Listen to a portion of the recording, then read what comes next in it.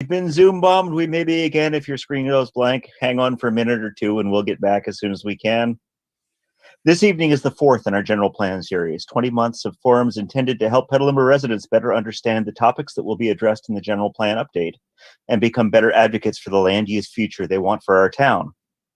Apologies that we missed 2 weeks ago. Circumstances being what they are, we don't always have meetings come together as we'd like. I think that one has been postponed and is happening June 30th. In another 2 weeks, we have forum number 6, which is on June 9th, Climate, the Case for Saving Existing Buildings to Retain Carbon. And on June 23rd, we're going to give a little context on municipal finance. You should definitely sign up for the email list on urbanchat.org and check for the calendar and updates there. Reminder about the Brown Act. We probably have people who are subject to the Brown Act and want to respect the intent of California's public meetings rules. Keep the conversation guided more towards general questions than specific site ones. Thank you to Josh Simmons and Petaluma Civics who are rebroadcasting this meeting on Twitch and Facebook and YouTube. And it isn't an issue now, but we are expecting that some of the future ones may grow beyond my Zoom hosting capabilities. So we may sprawl out there too. And with that, I'm going to turn to monitoring chat for questions and trying to manage mutes to catch people doing embarrassing things in the background and turn the meeting over to Bill Wolpert. Bill, take it away. Thank you, Dan, and good evening and welcome to Know Before You Grow. It's National Historic Preservation Month, so tonight we're going to talk about historic preservation. I like to start by saying what it is that historic buildings mean to me, and that is that each one has a story to tell if you're patient enough to find it. You know, it may be a plaster signature inside an obscure corner, or a headline from 70 years ago that's stuffed into a cavity somewhere for insulation, or it could be an old permit record. But each is a record of an event that took place underneath that roof. I also respect historic buildings for the quality of the craftsmanship and the materials. Lath and plaster, old growth, redwood or Doug fir, fine moldings, and sometimes you find hand-painted tiles from a local company. Today, the skills and resources to build a home of the same quality is nearly impossible to find, not to mention the cost if you could find all the resources. And that's one reason I don't like to see historic buildings destroyed. But over the last 20 years or more, we've become more aware of the energy required not only to build a house, but also to manufacture and transport all of the building materials. It's called the embedded energy. And we've learned that good historic preservation is good resource and energy conservation.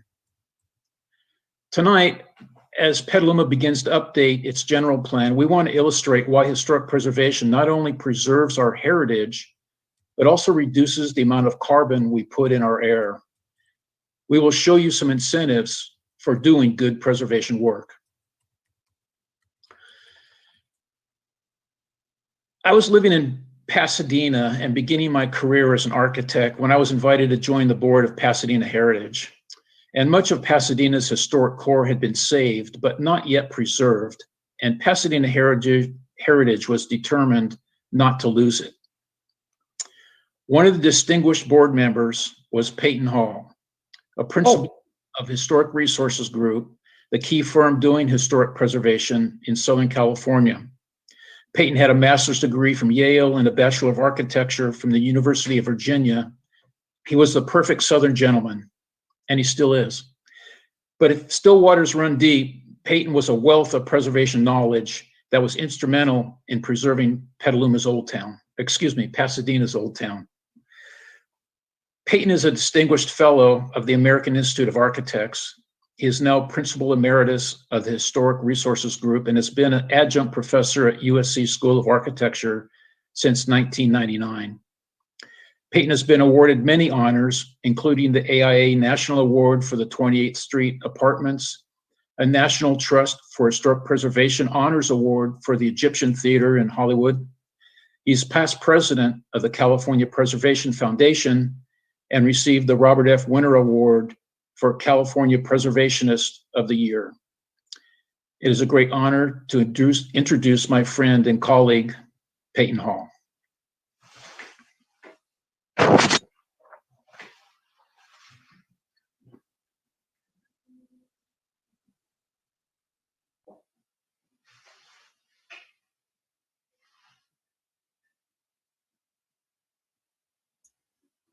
Thanks, Bill. I didn't expect such a glowing introduction, so I owe you one.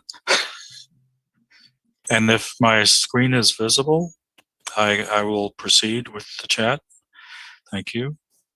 Not a lot of close reading in this presentation over the next 45 minutes or less, but this is what I told Bill that I would be talking about after we had discussed what would be useful for Petaluma and for your thinking about some of the issues, because you can't cover all of them without going too broadly, for your general plan and for your community. The first was something that didn't used to be obvious at all, and actually came up when I was in graduate school in the 1970s. Remember the oil shock? People were actually waiting in line to buy their gasoline, and there wasn't enough to go around. And all of a sudden, we became conscious of the importance of our energy sources and how we were using them, and how our building impacts used a lot of those resources. And then it seems somehow we forgot all of that until much more recently. So the first thing to understand is that the building stock, the building industry, is a huge carbon footprint. If you look at everything we do, all the tons of carbon we put in the air on an annual basis. And before we even get to those buildings that let's call significant or historic, we have an existing building. The majority of our buildings are already there. Are we going to throw those away, or can we look for a way to continue their use?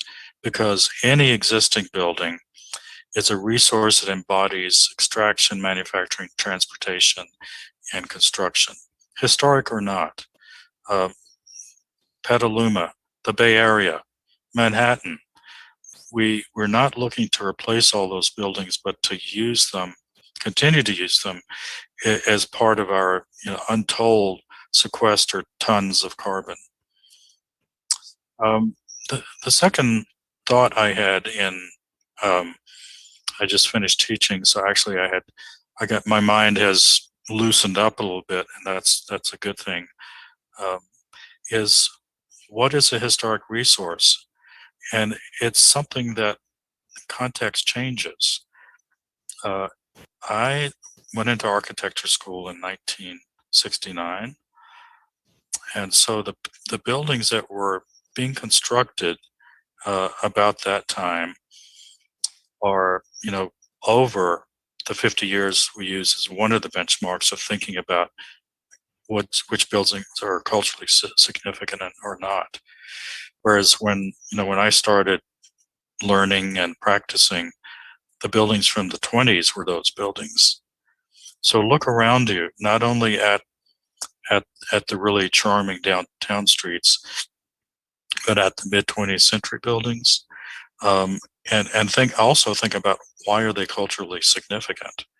While I have a heritage in Southern Virginia, and as I just was telling Bill, much to my surprise after becoming a Californian, I have close relatives who are 49ers, but there's so many different people and cultures. California is on the forefront of that, and recognizing, the native people of California and the Latino people who were here before a lot of our ancestors were, and so many others.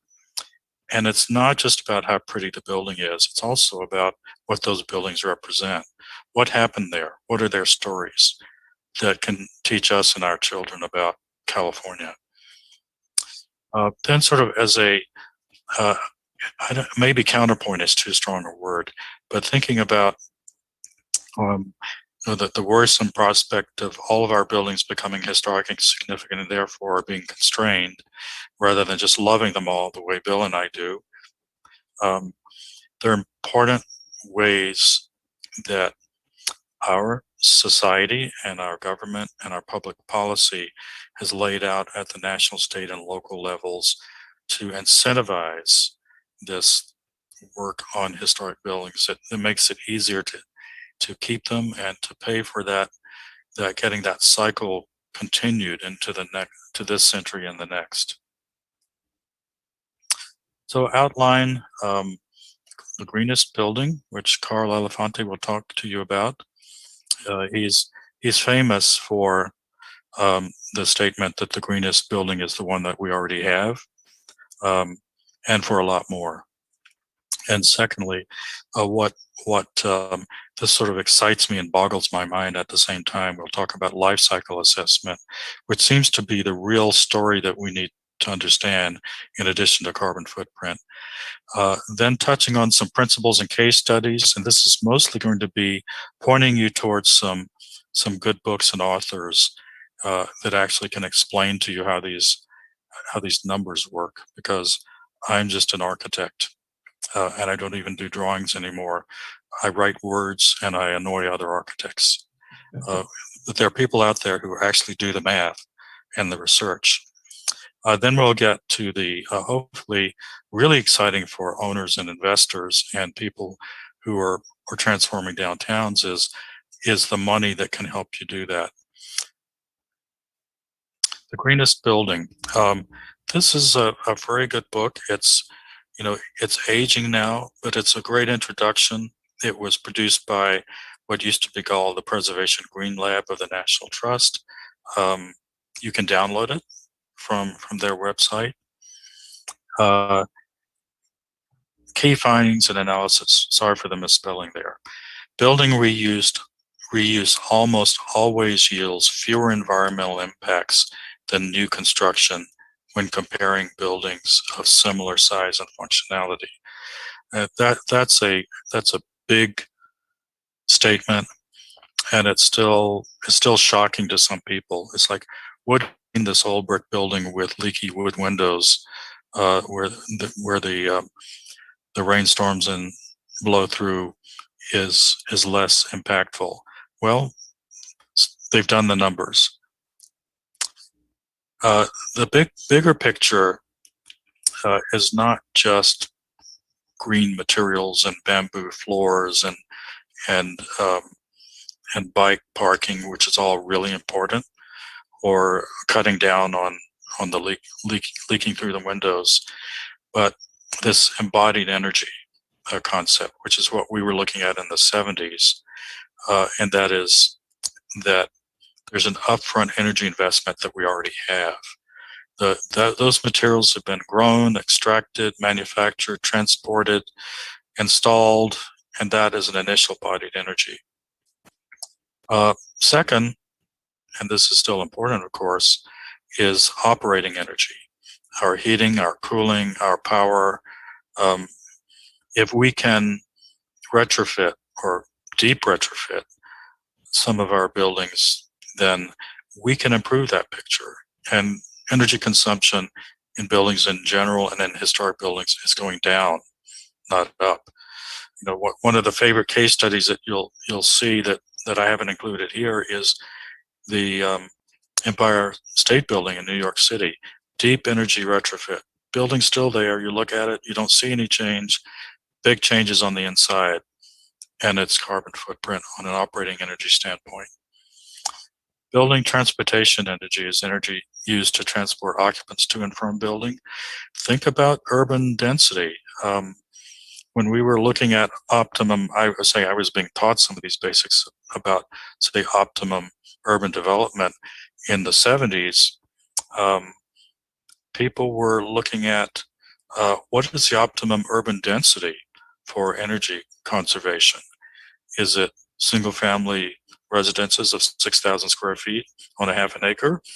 No. It's not even Manhattan, which are like a bunch of heat radiating spikes in the air, but it's medium density.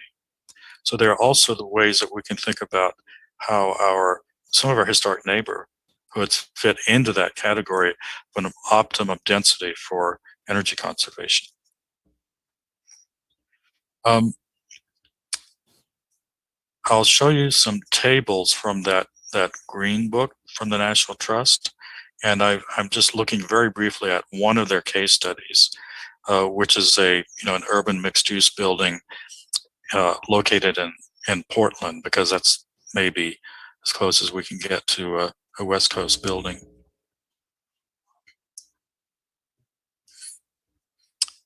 The building at the top right, a Rehab and Retrofit. This is a building type that you might see in many downtowns, big cities and small. And they've compared new construction with rehabilitation and retrofit. And they've done the homework in terms of calculating what goes into maintaining, operating a building versus replacing or constructing a new building. And a lot of really fine numbers here.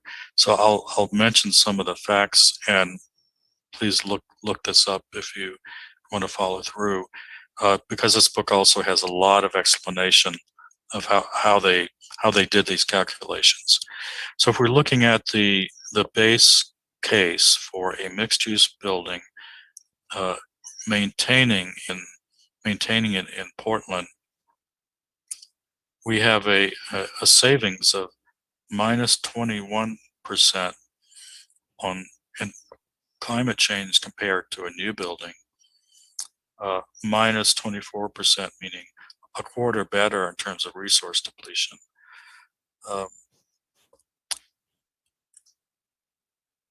30% better in terms of human health, and let's see, about 5% better in terms of ecosystem quality. And the book will explain where they get these numbers. So there's a strong case across the board for our existing buildings.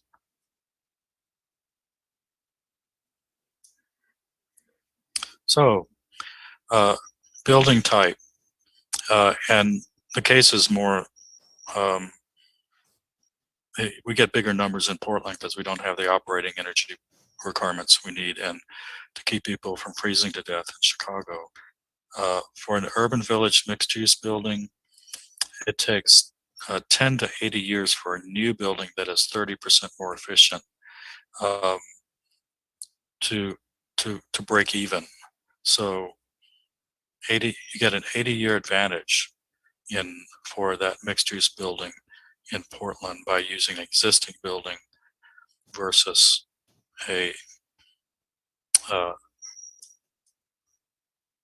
constructing a new one.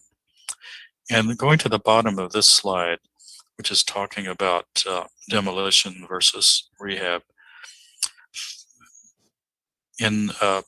within Multnomah County, 15% of the county's total CO2 reduction targets over the coming decade after this was written could be met simply by retrofitting and reusing existing buildings rather than demolishing and building new efficient ones. So now these are not the numbers that are carved in stone, but it's a big difference. It's a big part of where we can go to reduce carbon footprint. Life cycle assessment. This is what I refer to as something that really excites me. I put together a program for AI that brought in people that are working in this area, and this will fundamentally sound familiar because we're talking about the life stages of a building, any building, and life cycle analysis goes to many all manufactured things and life processes that we are looking at broadly. So we start with materials manufacturing, then we have to construct it into a building. We use it and maintain it over a decade, so there's work required to keep the building going. And then we have an end of life. uh, energy consumed in waste product, landfills, transport of waste materials. So if we could measure for new versus existing buildings this life cycle stage, this life cycle analysis, and we had that data, boy, would that be really great, because then we can, if we could shine, some amazing laser tool at a building and get all this information out, and look at alternatives for material replacement and systems replacements and where we go with that, it would help us as a decision-making tool for our existing and our new buildings. And this in a prettier form: extraction, transformation, manufacturing of products, put it in a truck or in a train or helicopter and take it somewhere, put it together, use it. End of life, ideally end of life. We don't want landfills, which means we have very little leftovers, and our leftovers we're reusing. So the challenge, and these are early days, and I would say this has been several years since we had that colloquium on LCA. Although LCA is doubtless the best tool for analyzing the environmental impact of product or project, the methodology and data are still being developed. It's a complex method relying on the availability and completeness of the data. So the methodologies for tabulating this material uses with LCA tools, the building analysis that I saw were really impressive, far above my mathematical capabilities and my access to data, and difficult for the people who know what they're doing, because they don't have that data for every single material and circumstance. But this is where I got the sense this is where this is going. LEED is great. Green building codes are great. But what we really need, and I think we will get increasingly, is enough data to, when you take your building in for a plan check, it's show me your life cycle analysis. And because our town has decided that we have a certain criteria, and this is the best way to get to that criteria if you have the data. So more broadly, looking at big picture and some places that you can go for more information. I would say this is for everybody. It's a very readable book. It leans toward people like me who are architects or builders or developers, because Gene Caroon, like Carl Elefante, is a leading light in the practice of green architecture and greening existing buildings. She practices in Boston. She put her heart and soul, and I feel that, because Gene is one of these people you'd love to meet and talk to, and maybe have as a speaker. These are real buildings and real projects in a context of meeting preservation standards, and using green methods that you'll be familiar with. Very, very thoughtful. And I was reminded when we were preparing this that we have to say something about Donovan Ripkena. There are a couple of his reports I'm going to show you here, and to follow up, just Google Place Economics. A lot of his publications are actually available for downloads. I'm not sure that this one is, but it's a landmark publication. First edition was 1994 for the National Trust for Historic Preservation, where a real economist using real numbers and real economic methodologies was saying things that we building huggers really liked. He was validating our feelings for that these places are not only feel good to us, but that also is part of the answer that translates into livable cities and places where people want to live, as opposed to the Moreno Valley in San Bernardino, Riverside County. I go there, I go to Palmdale, I see the same street with the same strip malls, and I feel nothing. And there are a lot of people who like to go somewhere and feel something and get out on the street, and go get coffee in the morning and walk with their friends. And you can't do that in the expansive suburbs. This is a great book which pulls together a lot of things he's learned from a lot of his studies. 24 Reasons Historic Preservation is good for your community. And even Los Angeles, I say even Los Angeles with tongue in cheek, because of course I live on its edge, and it's a great place. I've been discovering it for the last 40 years.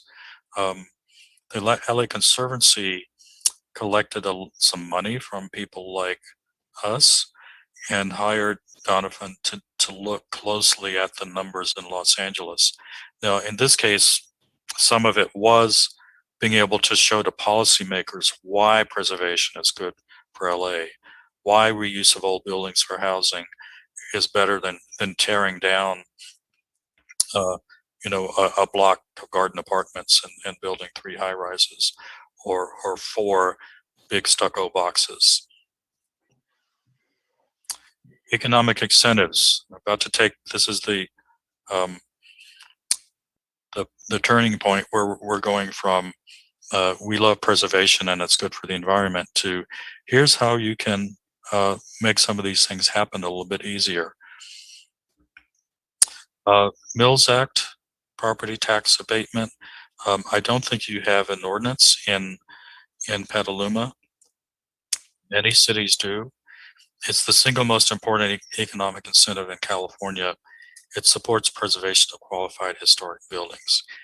It is implemented by local ordinances, and while there certainly are some rules in the Mills Act enabling legislation out of Sacramento, you can make a lot of rules locally. It's an agreement between the city and the owner of a designated historic structure. It's literally a contract. It usually requires a local landmark listing, and local ordinances vary. For example, there are some cities who put caps on the total tax abatement, which means they have to pick which projects and how many they're going to contract with on an annual basis. There can be caps on value of property. For example, I think I've still got this right. In Beverly Hills, you don't qualify for a Mills Act property tax reduction if your house is worth more than $3 million, which leaves out most of the houses in Beverly Hills. But it's a thoughtful approach that says, if we're going to give up our property tax income, which is a big public policy and their issue, and there are a lot of needs, maybe we shouldn't be giving it to people with $20 million houses. So many contracts per year you have, priorities and qualifications. There are many, like Pasadena, for example, you apply, but they look at who you are and what your building is and how much work your building needs. And they have some qualifications and some criteria for selecting which are the worthy properties. Here are the owners and properties that deserve some help. There's usually a detailed rehab work plan and budget, so it's not a freebie. It's not, we're going to cut your property taxes in half. You just saved, let's say, $10,000 a year. Enjoy the money. We are giving you $10,000 a year so that you can complete this rehab work in this budget. We're going to help you do that because this is a valuable cultural resource. Normally, it's a 10-year contract that renews automatically. You can terminate it. You can't terminate it within under 10 years without giving back some of that money. If you have good local government, you have good staff who see that your work is done to meet preservation standards. The calculations, go to the ordinance, look it up, get some help. but it typically saves 20 to 60% per year reduction in property taxes. So commercial owners love it, condo owners love it, private. If you there are people who will only buy a single family house, say in places from Glendora to Pasadena, that has a Mills Act contract because it's saving them money on their property taxes every year, and they know they're going to have to replace the roof or the driveway or do something. The house is going to need help. The old building's going to need help. This is what I need to make that happen.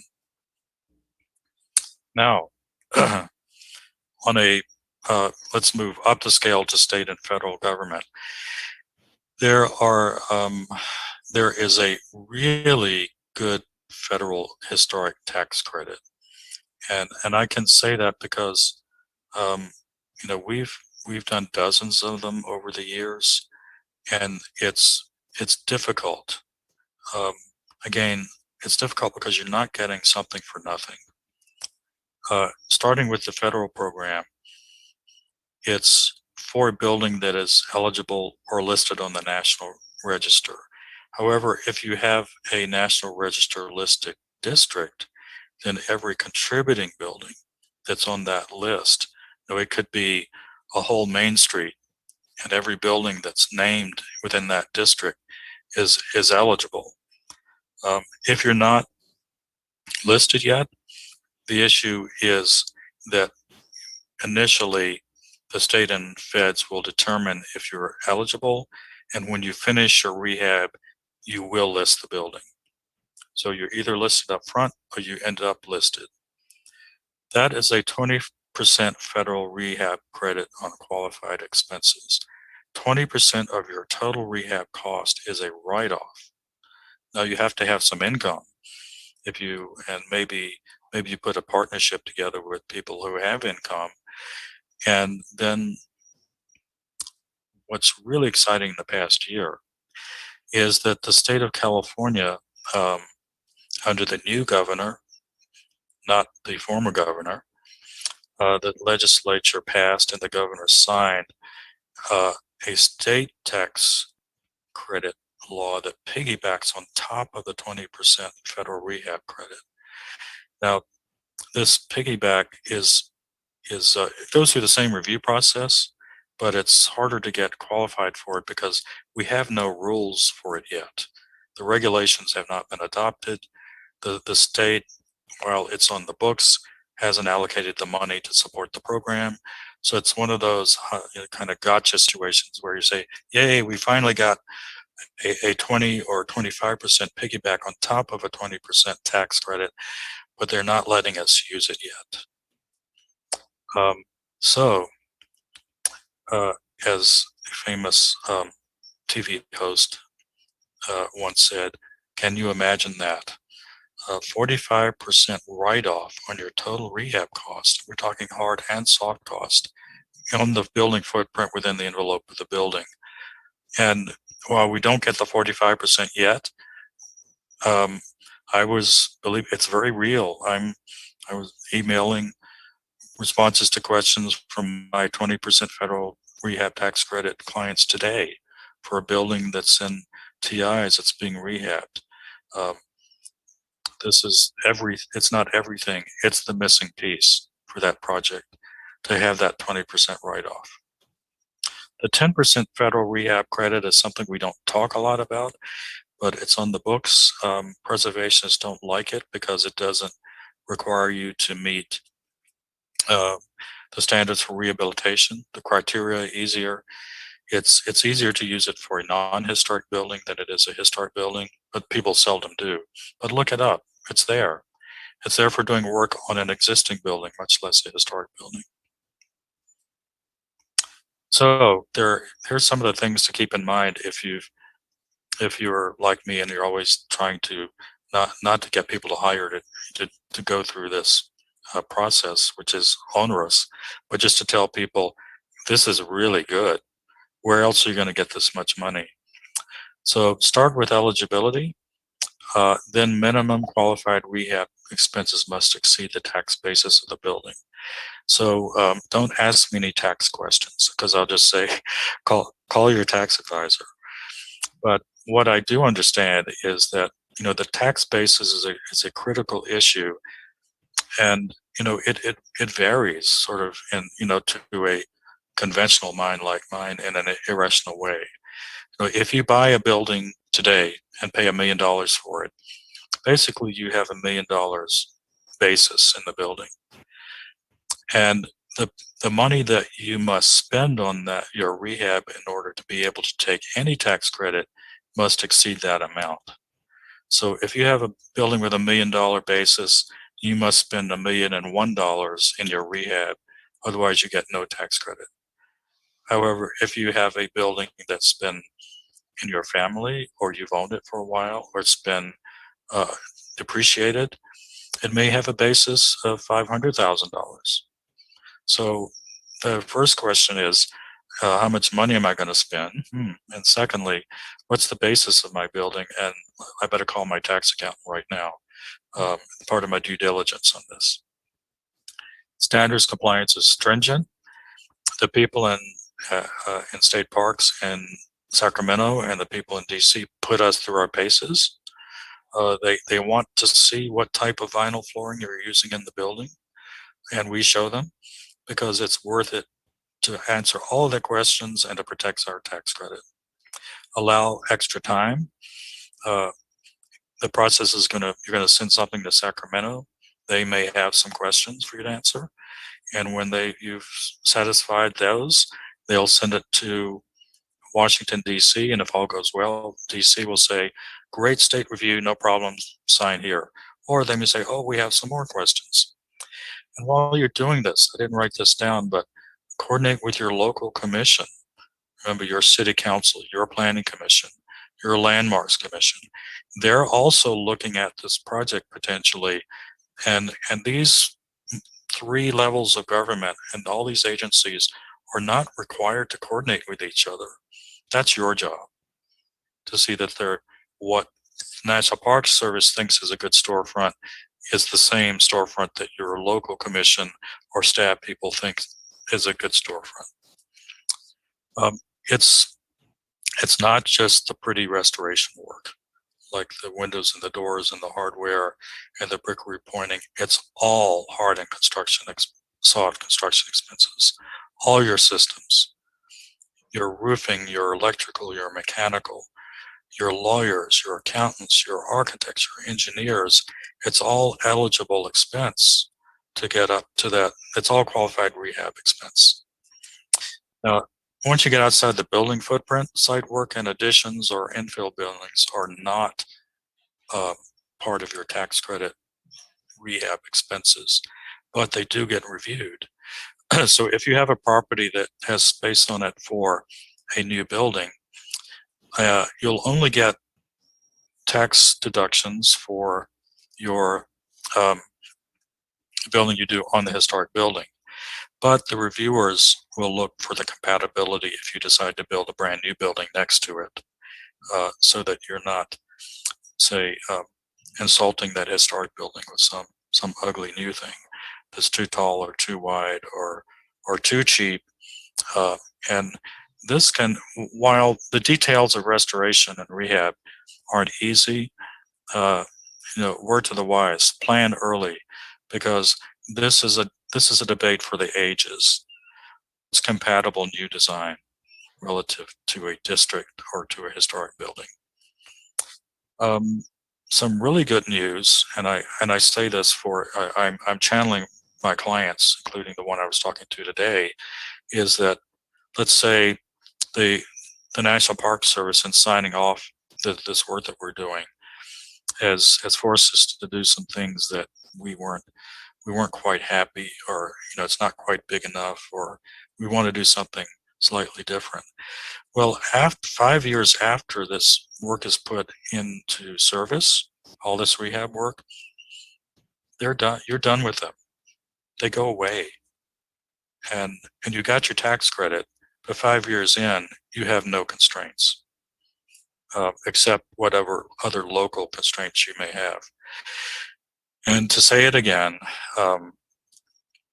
consult your tax advisor. It's part of the due diligence, whether it's a $500,000 property or a $50 million property. And we do those projects. $50 million times 20%, that's a lot of tax credit. And it's being done in downtown LA and San Francisco and other places. But don't overlook the $500,000 projects. Just know there's obviously you don't have quite the critical mass that you have with a bigger project, but there's money to be done there. And over the years, the state people in Sacramento have really wanted to help people make those smaller projects work, to show that it shouldn't be just the big corporations and the major investors who are salting away $1 million in tax credits. The smaller projects can work as well. Conservation easements. I think we've got about 4 or 5 minutes left. This is something that is a really powerful tool, and the first person to do it gets a great write-off. Sort of in principle, you're giving away part of the fee simple interest in your building, whether it's the facade or sometimes it's some interior spaces, to a nonprofit, and taking a tax deduction for it. The sort of the best case scenario is that and I'm just making this up because I don't think it would happen. You've got a 20-story high-rise in downtown San Francisco, and you're entitled to build a 50-story building on that property. Give away the 30-story development potential to San Francisco Heritage, and you have a deduction of the value of that extra 30 stories. You need some very smart appraisers to figure out what that value is, because the IRS will look at you very closely. And appraisers have gotten into trouble inadvertently. It's a covenant that runs with the land. So once you have put that constraint on that building, or you've given away part of your interest in it to San Francisco Heritage, they are your friends forever, including anybody who buys the building. And they will, if you want to change something, you'll not only be talking to your local commissions and staff people, you'll be talking to the people who own the easement. And they won't go away except by mutual agreement. It is private law. It's a contract, and it'll run with the deed of the land. It can be undone, but both parties have to agree to undo it. And in closing, the California Historical Building Code has real help for people who have qualified historic buildings. And it's not just National Register listed. If you read the what goes with this, which is what's a qualified historical building, it's everything from a city adopted survey that says a building is eligible for listing locally, state, or nationally, up to buildings that are listed.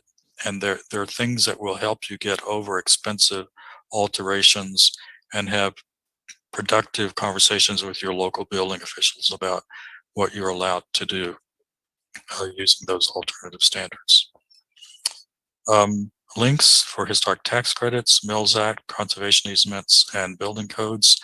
I think, Bill, these slides will be available. I'll leave that to I will you. make them available, yes, as links off of the page or off of the video. Yes. Thank you. I'm done. Peyton, thank you so much. That was great and so pertinent. Dan, I'm to look to you to help me field questions from those tuned in, but I have a couple questions of my own.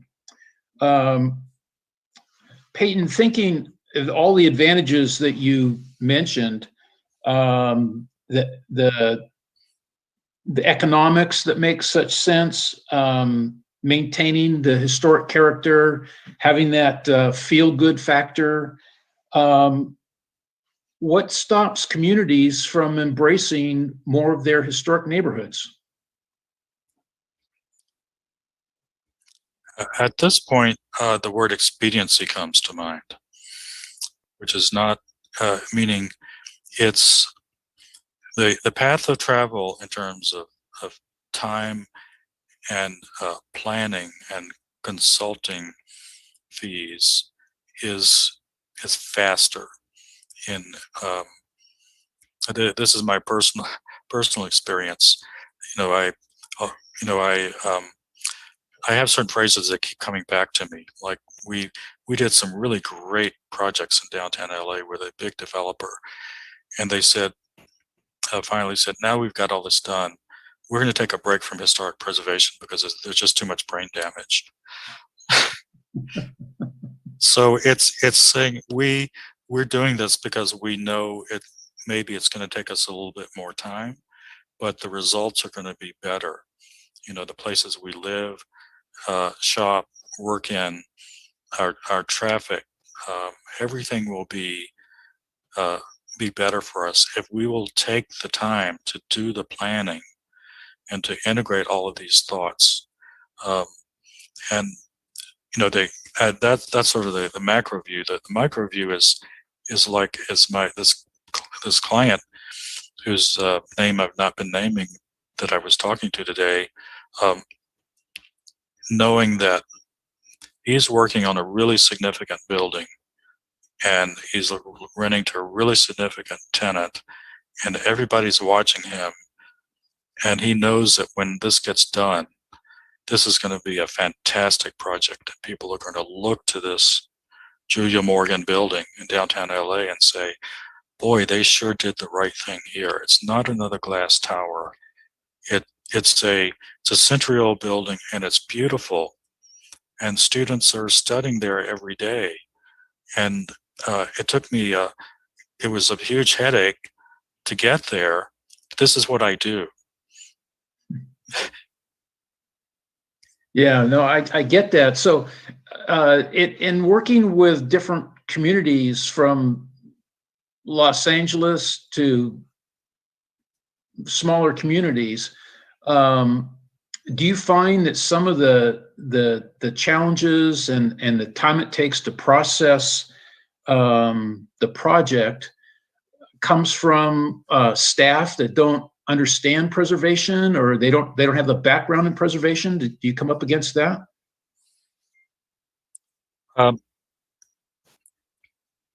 Yes, it's I would put in a big pat on the back to USC, for example, because in the past 20 years, we've now graduated a generation of people in heritage conservation who are working as conservators, who are working for general contractors, working as city staff, in city government, and as private consultants who are informed. And it's so much easier than going to a city where people don't know what the criteria are, or how CEQA connects, California Environmental Quality Act connects to what you're doing with a local landmark property. So having that without, say, informed commission, informed government, because local staff can be very constrained by their elected officials who maybe don't. This is not meant to be patronizing. It's just, you know, we've been around them. We've been around the barn a few times. You know, there's some people who will not speak kindly of you for getting in the way of redevelopment and major housing projects, where others will say, I get it, it's part of our plan. And also having your staff feel comfortable that they know what they're doing. And I think they're increasing number who do, but they're not be scared of their departmental director coming down and saying, you know, I just got a call from Councilman Smith and Councilwoman Jones, and they want you to go easy on this guy. So that those are the things, Bill, that I see as stressors to me and stressors to city staff. Yeah. Um, Dr. Casey Greeny asks, how do the tax credits apply to nonprofits? Well, this is this amazes me. Um, until I learned better, it seemed pretty simple that if you're going to take a tax credit, you have to be a tax-paying entity, right? Yeah, you think. So it's done through the magic of lawyers and accountants. Two projects. One, when I first started at this company in 1995, we did two successor tax credits at the Shrine Auditorium, which belongs to the Shriners. And because they operate and they lease to a lot of companies, they set up a tax-paying entity, and they did it that way. More recently, and this is the one that really blows my mind, as they say, the Beverly Hills Post Office, which is a great a revival building on Santa Monica Boulevard, was converted with an addition on the rear to the city's Performing Arts Center. So here's a federal building that was transferred with, I think, some payments to the city of Beverly Hills to a government entity. The government owns the land and the building, and they have an operating agreement with the Wallace Annenberg Center for Performing Arts, which is a nonprofit. So the nonprofit, the Wallace Annenberg Center, set up a tax-paying entity with Bank America, who took $5 million worth of tax credits in a construct that collapses immediately upon the ending of the 5-year period. Who knew? Yes, you can be a nonprofit on government land and have a legal tax construct that will get you a $5 million tax credit. I love America. Natasha Juliana asked a question that I have run into also, and that is, do the best practices for historic preservation or rehabilitation conflict with those of creating a green building? And the examples she comes up with are roof materials and windows, storm windows. I'm thinking of solar panels. That seems to conflict sometimes with a historic building. Yes, and I also sit on the local preservation commission for Angelino Heights in LA. So I'm not trying to hone the point, but I deal directly with homeowners as a reviewer as well. And we have a neighborhood of some 19th century buildings. I think the answers to the windows is you can do this with historic buildings, primarily through weather stripping, and if necessary, internal storm windows like indos. And you can reach very high levels of performance with your windows. The broader point, which is I can't calculate for you, is that, and I'm sure no one is proposing to replace wood windows with vinyl windows. Vinyl is toxic, but what's very true, and I've experienced this as a homeowner and a owner of rental property, is that vinyl windows and aluminum windows are not as durable as wood windows and cannot be repaired and recycled. Insulated glazing units fail.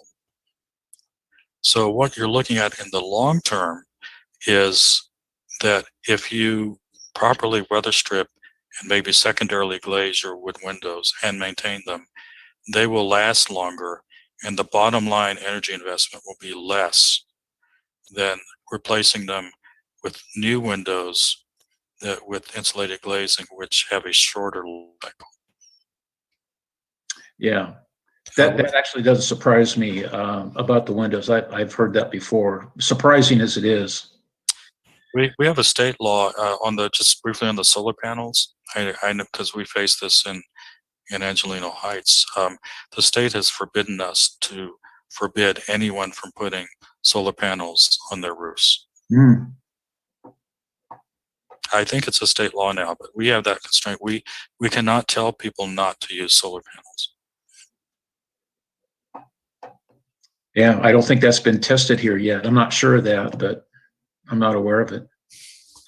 Dan, do you see other questions that I have not?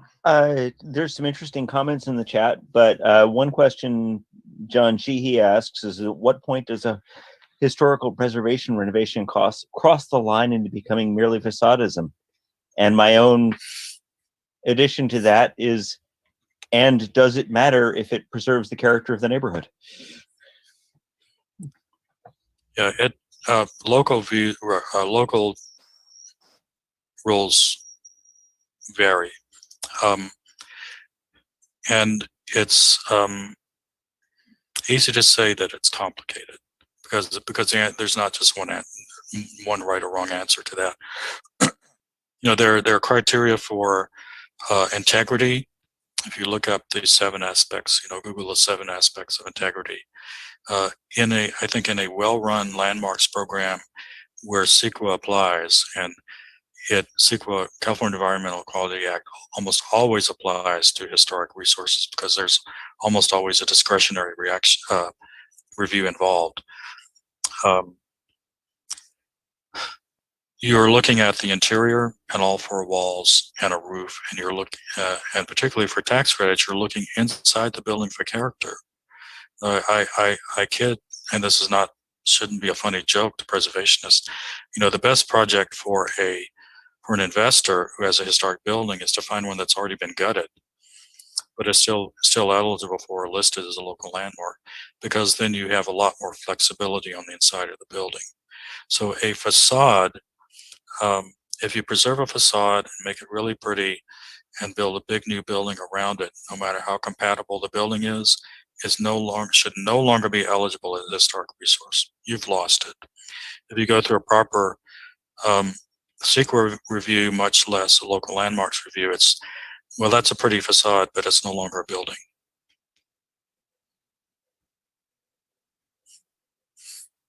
Cool. Thank you. I'm scanning through the rest here, and I don't see any other particular questions except for Janet Graychick's kind of question about local policy, which I don't think Peyton is in a place to answer, and I don't know that we have. She basically asks if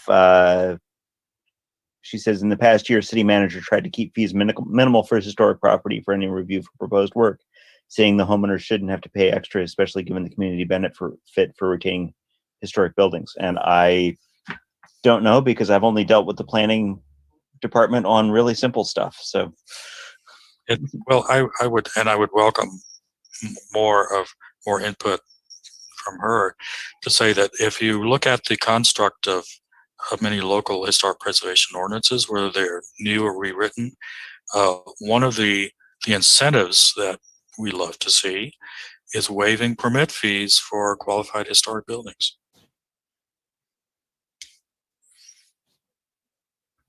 Yeah, that would be a great thing. We see so often that the historic neighborhoods are held to a higher standard, and yet they end up having to go through a much higher burden and a longer process to deal with that hardship. It'd be great if somehow that could be equalized, or some added benefit to ease the hardship. I agree with that.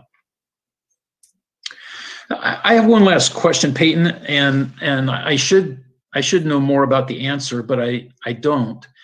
And that is, Petaluma has been trying to become a certified local government. And my understanding is that becoming a certified local government allows you to become eligible for more grants. There's greater opportunities for funding if you're a certified local government. Can you explain a little bit about how is certified local, what it is, and how it affects a community with historic resources? I can a little bit, Bill, because it's not my area of expertise. Okay, But fair enough.